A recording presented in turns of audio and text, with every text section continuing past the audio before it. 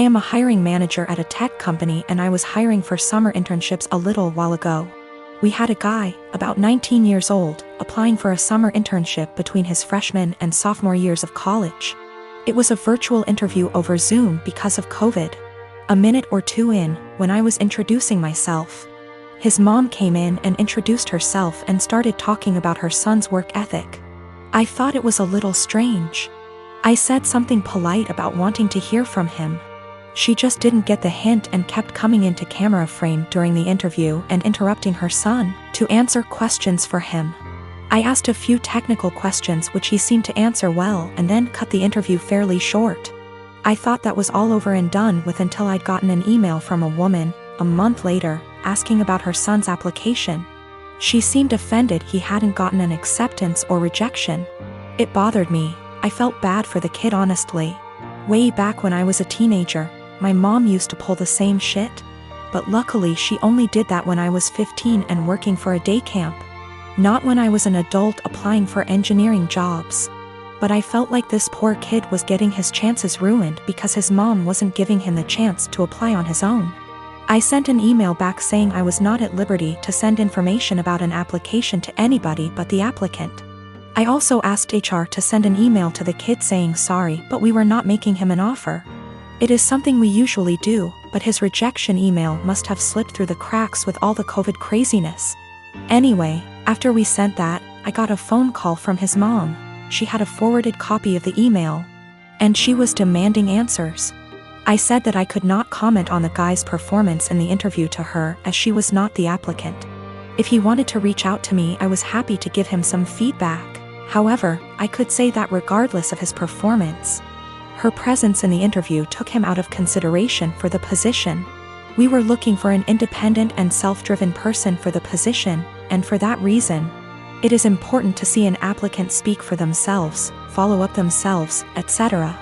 I also said that, as a piece of advice, every hiring manager I've met in my career who sees someone other than the applicant answering questions during an interview, following up on the applicant's behalf, etc., would also put their resume in the "do not hire" pile.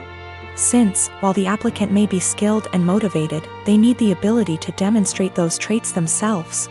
She blew up at me over that, kinda cussing me out to the point where I hung up. I am a high school math teacher, and we were creating a schedule for next year and divvying up workloads. I noticed I got almost 50% of the test creation and had 2 plannings missing from my schedule next year, for every one for the other 6 women in my department. There are 8 of us. My department head assigned herself nothing as she is managing and needs every prep. But that's another quibble. I am not the newest and in fact have seniority some of these women, but I'm also not the most experienced, so it's not like these are struggling new teachers who need help. So, I asked why it was divided this way. I was told, well, Ms. Millie is pregnant and the rest of us have families. If you have to stay late, it's no big deal. I can go to my principal and deal with it that way. What they've done actually breaks the union contract. But I really was offended by this.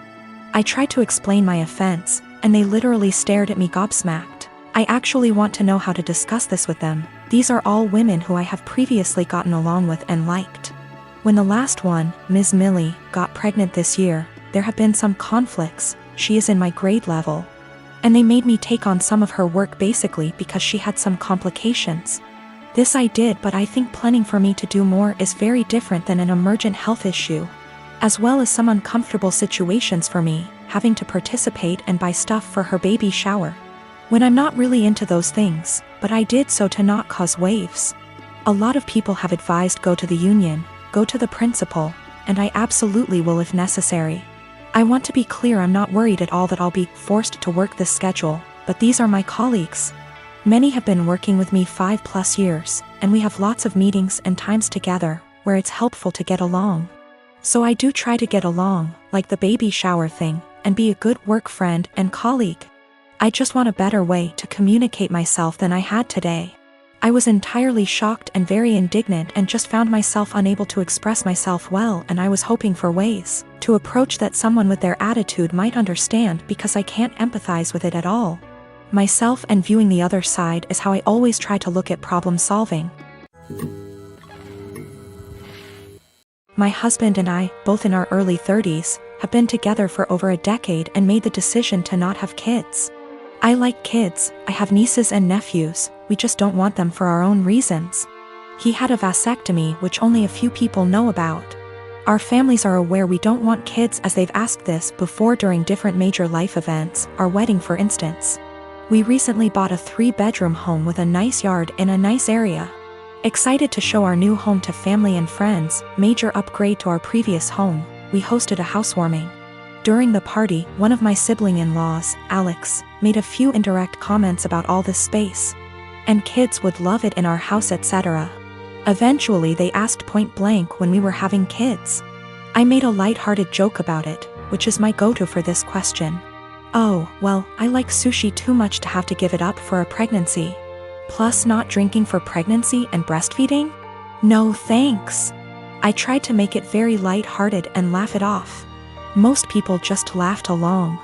That seemed to anger Alex, and I was told children are a joy, and a good mother puts her kids before everything else. I agreed, children are a joy, I like spending time with the nieces and nephews. And obviously I can't be a good mom if I chose sushi over kids, so I just won't be a mom, paraphrased.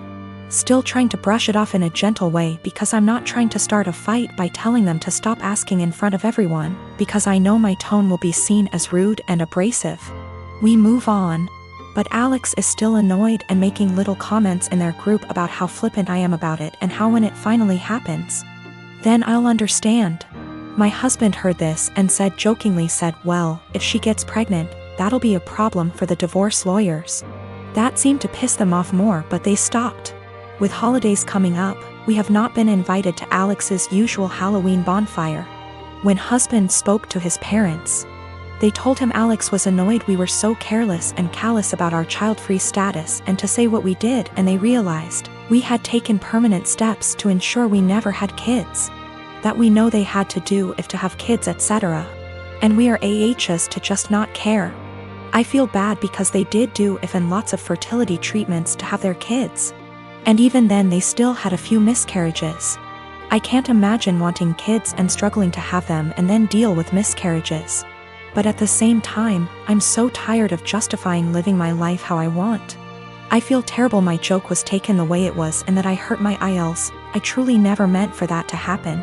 After the bonfire this weekend, we will be reaching out to have a heart-to-heart, if they'll accept it. Either way, I'll be apologizing for hurting their feelings, let them know I love their kids and them. But I will also be firmly putting down any further attempts to discuss our child-free status, if the conversation is about changing our minds. I have not told them our reasons for being child-free, so I think perhaps if they are willing to listen, I'll explain them and hopefully the conversation can be constructive. I met this guy about 18 months ago, and we've been together since.